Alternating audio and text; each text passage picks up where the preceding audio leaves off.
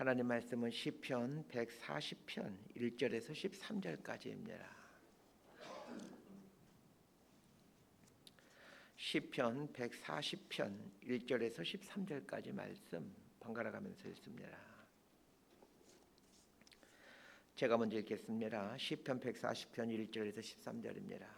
여호와여, 악인에게서 나를 건지시며 포악한 자에게서 나를 보존하소서.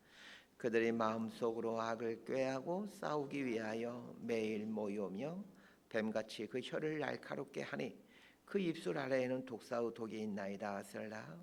여호와여, 나를 지키사 악인의 손에 빠지지 않게 하시며 나를 보존하사 포악한 자에게서 벗어나게 하소서. 그들은 나의 걸음을 밀치려 하나이다. 교만한 자가 나를 해하려고 올무와 줄을 놓으며 길 곁에 그물을 치며 함정을 두었나이다. 셀라. 내가 여호와께 말하기를 주는 나의 하나님이시니 여호와여, 나의 간구하는 소리에 귀를 기울이소서 하였나이다. 내 구원의 능력이신 주 여호와여, 전쟁의 날에 주께서 내 머리를 가려주셨나이다. 여호와여, 악인의 소원을 허락하지 마시며 그의 악한 꾀를 이루지 못하게 하소서. 그들이 스스로 높일까 하나이다. 셀라. 나를 에워싸는 자들이 그들의 머리를 들 때에 그들의 입술의 재난이 그들을 덮게 하소서. 뜨거운 숯불이 그들 위에 떨어지게 하시며 불 가운데와 깊은 웅덩이 위에 그들로 하여금 빠져 다시 일어나지 못하게 하소서. 악담하는 자는 세상에서 굳게 서지 못하며 포악한 자는 재앙이 따라서 패망하게 하리이다.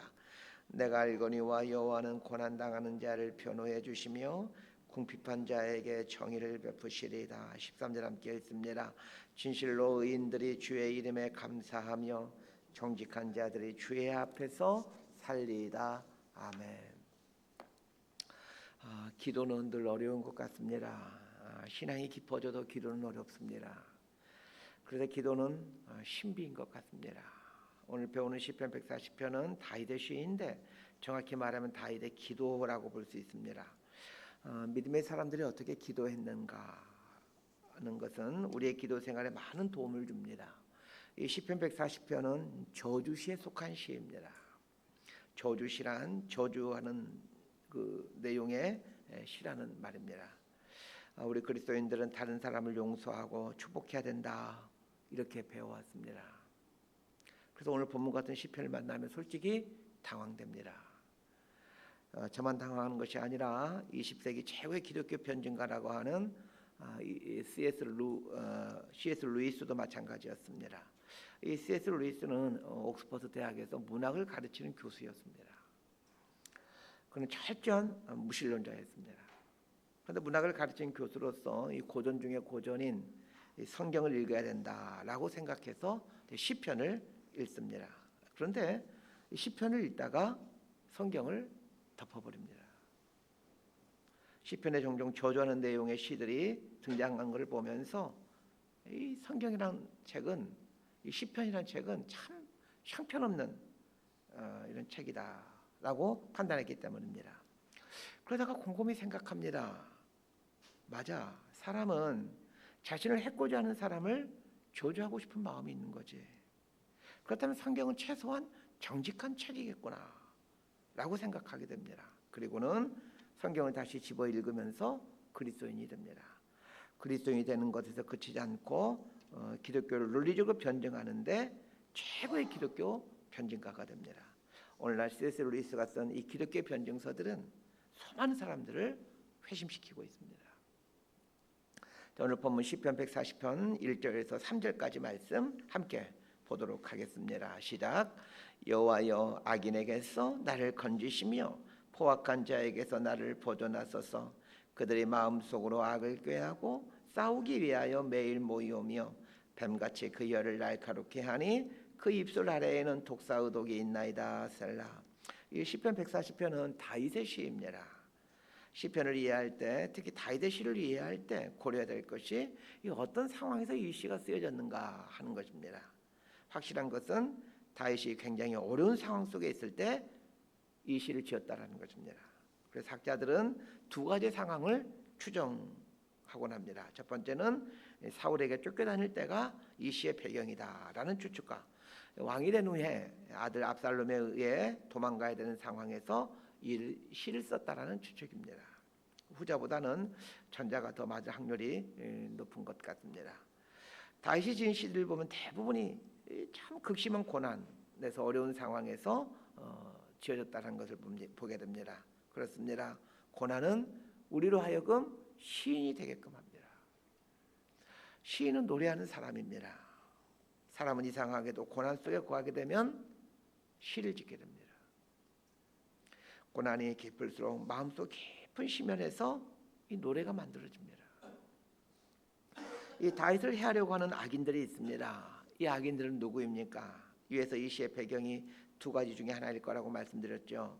사울 왕에게 쫓겨다닐 때 아니면 아들 압살롬에게 쫓겨다닐 때입니다. 사울 왕은 다윗에게 누구입니까? 장인어른입니다. 압살롬은 다윗에게 누구입니까? 아들입니다. 그러고 보면 인생을 가장 고통스럽게 하는 사람들은 가까이 있는 사람들입니다. 별 관계가 없는 사람이 나에게 해코지 하면 아유 지나가는 개에게 물렸다, 똥 밟았다 생각하기에 크게 상처로 남지 않습니다. 물론 그 순간에는 좀 당황되지만 시간이 지나면 크게 상처되지 않습니다. 근데 아주 가까이 있는 사람의 해코지는 오랜 세월 동안 비수가 되어 찌르게 됩니다. 아침에 일어나자마자 그 일이 생각이 나고 밥을 먹을 때 생각이 나고 길을 가면서도 생각이 나고 잠자리 들면서 생각이 납니다. 그래서 우리 감정을 흥분시키고 분노를 일으킵니다. 이렇게 분노가 일어나는 것에 대해서 죄책감을 갖지 않게 되기를 바랍니다. 다윗의 시를 보면 자신을 해코지 하는 사람들을 향한 그 분노가 느껴집니다. 그리고 그를 저주합니다. 그런데 거기서 끝이 나지 않는다는 것입니다. 자신을 해코지 하는 사람과 사건을 생각하다가 꼭 하나님을 생각하더라는 것입니다. 이것이 다윗의 영성입니다. 속으로 화를 내고 분노하다가 결국에는 하나님을 생각합니다. 하나님 어떻게 해야겠습니까? 분노하는 상황에서 하나님을 연결시킬 줄 아는 것, 이것이 믿음입니다. 착한 사람을 가리켜서 우리는 통상 천사라고 표현하죠. 그럼 우리는 사람이지 천사가 아닙니다. 그렇다고 악을 악으로 갖고 분노하는 것이 옳다는 얘기가 아닙니다. 악을 악으로 갖고 싶고 분노도 하지만 하나님을 연결시켜야 합니다. 그러면 하나님께 맡기는 것입니다. 다윗이 악인을 생각하다가 하나님을 생각합니다. 악인을 생각하고 싶어서 생각하는 것이 아니죠. 날 해코지 하는 사람은 자동적으로 생각이 납니다. 생각 안 하고 싶은데 생각이 납니다. 그러나 하나님을 생각하는 것은 의지적으로 해야 합니다. 다윗은 하나님을 생각하고는 자신의 삶을 하나님께 의탁합니다. 다윗이 악인들로부터 자신을 보호해달라고 간구합니다. 내가 옳다는 것만으로 악인의 해코지로부터 건진받을 수가 없습니다. 하나님께서 보호해 주셔야만 합니다. 다윗은 아무리 생각해봐도 어떤 자신의 잘못이나 결함을 찾을 수가 없습니다. 사울에게 미움받을 만한 행동을 한 적이 없습니다. 사울이 모함하는 것처럼 그런 악한 계획을 세운 적도 없습니다. 사울 왕을 향해 변함없는 충성심을 갖고 있습니다. 다만 사울 왕이 미쳐서 다윗을 시기하고 미워하는 것뿐입니다. 다윗은 무죄합니다. 그런데 불구하고 무죄하다는 이유로 이 악인으로부터 건진받을 수가 없습니다. 하나님의 보호하심이 있어야만 합니다. 그래서 다윗은 하나님의 보호하심을 구합니다. 인간관계 갈등을 겪고 곤란한 상황이 있을 때 해야 될 것은 이 하나님의 도우심을 구하는 것입니다. 자, 두 번째로 구해야 될 것은 하나님의 공의가 이루어지게 하는 것을 구하는 것입니다. 자, 8절에서 11절까지 말씀 함께 읽도록 하겠습니다. 8절에서 11절입니다. 시작. 여호와여 악인의 소원을 허락하지 마시며 그의 악한 꾀를 이루지 못하게 하소서. 그들이 스스로 높일까 하나이다. 셀라. 날 에워싸는 자들이 그들의 머리를 들 때에 그들의 입술의 재난이 그들을 덮게 하소서. 뜨거운 숯불이 그들 위에 떨어지게 하시며 불 가운데와 깊은 웅덩이 위에 그들로 하여금 빠져 다시 일어나지 못하게 하소서. 악담하는 자는 세상에서 굳게 서지 못하며 포악한 자는 재앙이 따라서 패망하게 하리이다. 8절 11절을 보게 되면 기도가 무엇인지를 알게 됩니다. 무조건 내 편이 되어 주십시오. 하나님 내 편 좀 되어 주십시오 라고 기도하는 것은 옳지 않는 기도입니다. 다윗은 하나님이 진리의 편, 정의의 편, 옳은 자의 편에 서게 해달라 이렇게 기도하고 있습니다. 우리는 하나님을 믿는 사람이지만 어떤 상황에서는 옳지 않은 자의 편에 설 수가 있습니다. 어떤 논쟁 앞에서 우리는 옳지 않은 자의 편에 서 있을 수가 있습니다. 그래서 하나님이 무조건 내 편이 되게 해달라고 기도하지 마셔야 합니다.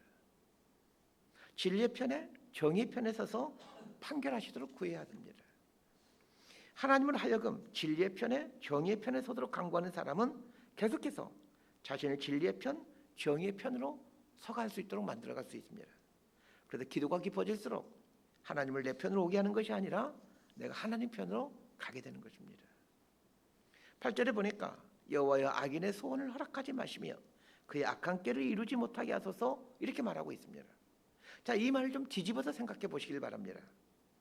만약 내가 악인이라면, 하나님 내가 만약 악한 사람이라면 나의 간과 나의 소원을 들어주지 마십시오 라는 뜻입니다. 그런데 대부분의 신자들은 하나님 무조건 자기 편이 되어서 내가 승리할 수 있게 해달라고 기도합니다.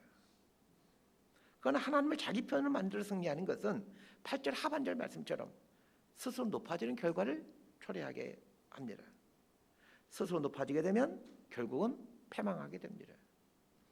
그러므로 하나님을 내 편으로 삼기보다는 내가 하나님의 편이 되어야 합니다. 얕은 기도는 하나님을 내 편으로 끌어오는 기도이지만 깊은 기도는 나를 하나님 편으로 서가게끔 합니다. 하나님 편으로 점점 가까이 가면 갈수록 내 안에 숨어 있었던 흠들이 하나씩 보여지게 되고 그것들을 거둬가게 됩니다. 이유 없이 나를 해코지 하는 사람에 대해 불평하였던 내 모습 속에서 분명 이유 있는 불평이었지만 그러나 이유 있는 그 불평도 하나님께 가까이 가면 갈수록 나의 연약함이 보여지고 나의 실수가 보여지고 나의 결점이 있었다는 것을 알게 됩니다. 이런 과정을 통해서 우리 삶이 점점 하나님이 기뻐하는 온전한 의인으로 변해가는 것입니다. 그런 면에서 우리를 해코지 하는 사람과 사건 앞에서 기도하게 되고 기도가 점점 깊어짐으로 나라는 존재가 하나님의 사람으로 되어간다는 것을 알게 됩니다. 결국은 하나님은 나를 당신의 온전한 사람으로 만들어 가십니다. 다윗의 인생이 이런 인생 아닙니까? 이유 없는 고난과 박해를 받으면서 다윗이 점점 하나님의 사람으로 되어갑니다. 왜 다윗이라고? 흠이 없었겠습니까? 그런데 고난 중에 기도하면서 하나님께 점점 가까이 나아가면서 그의 흠들이 하나씩 소멸되어 가는 것입니다. 자, 12절과 13절 말씀 함께 읽겠습니다. 시작. 내가 알거니와 여호와는 고난당하는 자를 변호해 주시며 궁핍한 자에게 정의를 베푸시리이다. 진실로 의인들이 주의 이름에 감사하며 정직한 자들이 주의 앞에서 살리이다. 이 12절과 13절의 분위기를 한번 잘 보시길 바랍니다. 앞부분의 분위기와 많은 차이가 난다는 것을 느낄 수가 있습니다. 12절과 13절은 승리를 확신하는 다윗의 고백들입니다. 자, 앞부분에서는 그 분노와 두려움 속에 있었지만 이 기도가 깊어지면서 승리의 고백을 하게 됩니다. 내가 알거니와 라는 말은 내가 확신하거니와 같은 말입니다. 여호와는 고난당하는 자를 변호해 주시며 궁핍한 자에게 정의를 베푸시리라. 다윗은 하나님께서 고난당하는 자에게 반드시 변호해 주시며 궁핍한 자에게 정의를 베풀어 주실 것이라는 그 확신에 찬 고백을 하고 있습니다. 상황이 달라진 건 하나도 없죠. 1절을 노래할 때나 12절 13절을 노래할 때나 상황이 달라진 것은 하나도 없습니다. 여전히 악인을 자신을 해코지 하는 그 상황 속에 놓여 있습니다. 그런데 다윗이 달라졌습니다. 의기소침하고 분노하고 원망 속에 있었던 다윗이 승리의 찬가를 부르고 있습니다. 이것이 기도응답입니다. 상황이 해결되는 것이 기도응답이 아니라 내 눈이 바뀌고 내 마음이 바꿔진 것이 기도응답입니다. 다윗은 13절에서 감사를 말하고 있고 사는 것을 말하고 있습니다. 그전에는 불평을 말했고 두려움을 말했고 죽는 걸 말했는데 이제는 감사를 말하고 있고 사는 걸 말하고 있습니다. 이것이 기도의 축복입니다. 말씀 정리합니다. 그리스도인의 삶에 늘 평탄함만 있는 것이 아닙니다. 애매한 고난도 있고 이웃이 날 미워하는 사람도 있고 까닭없이 나를 해코지 하는 사람도 있습니다. 그때 우리가 해야 될 일은 무엇입니까? 하나님께 나아가 솔직한 나의 마음, 그 원수를 저주하고 싶은 마음을 정직하게 아뢰는 것입니다. 그건 하나님께 더 깊이 기도할수록 혹 나에게 아무런 죄가 없을지라도 나의 흠들이 보이고 결점들이 보이게 될 겁니다. 그러면 내가 하나님의 온전히 하나님의 편이 되어가는 것입니다. 하나님의 편이 되어가면 상황은 달라진 것이 없다 할지라도 내 눈이 달라지고 내 마음이 달라져 가게 됩니다. 이것이 그리스도인에게 주어진 기도의 축복이고 기도의 능력입니다. 상황은 바뀐 것은 없지만 감사가 노래되어지고 있다면 기도는 응답이 된 것입니다. 상황이 중요한 게 아닙니다. 하나님께 나아가 하나님께 엎드린 것이 중요합니다. 상황이 달라지는 것이 중요한 것이 아니라 내가 하나님의 편이 되어가는 것이 중요합니다. 하나님의 편이 되어가면 하나님이 하실 일을 보게 됩니다.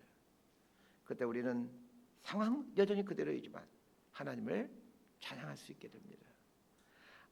이렇게 살아가는, 또 이렇게 기도 응답 받아가는 기도의 사람들 되어가기를 진심으로 소망하고 축복합니다. 기도하겠습니다. 하나님 아버지, 우리가 살아가는 현실이 이렇습니다. 악인들이 둘러싸여 있고 중상과 모략과 속임수가 상존하고 있습니다. 이런 상황에서 때로는 이유 없이 피해를 당하고 애매히 오해를 받고 살아갑니다. 내 힘으로는 해결할 수가 없기에 하나님께 마음의 아픔을 고하고 또 상황들을 고하곤 합니다. 하나님 앞에 서 있는 나의 연약함과 부족함을 보게 하시고 결국에는 하나님의 선과 정의가 이루어질 것을 확신해가는 믿음의 사람이 될 수 있도록 은총을 베풀어 주옵소서. 상황은 달라지지 않을지라도 하나님을 만나고 신뢰해가기에 먼저 승리를 노래하며 살아가는 믿음의 사람들 되게 하여 주옵소서. 예수님 이름으로 기도드리옵나이다.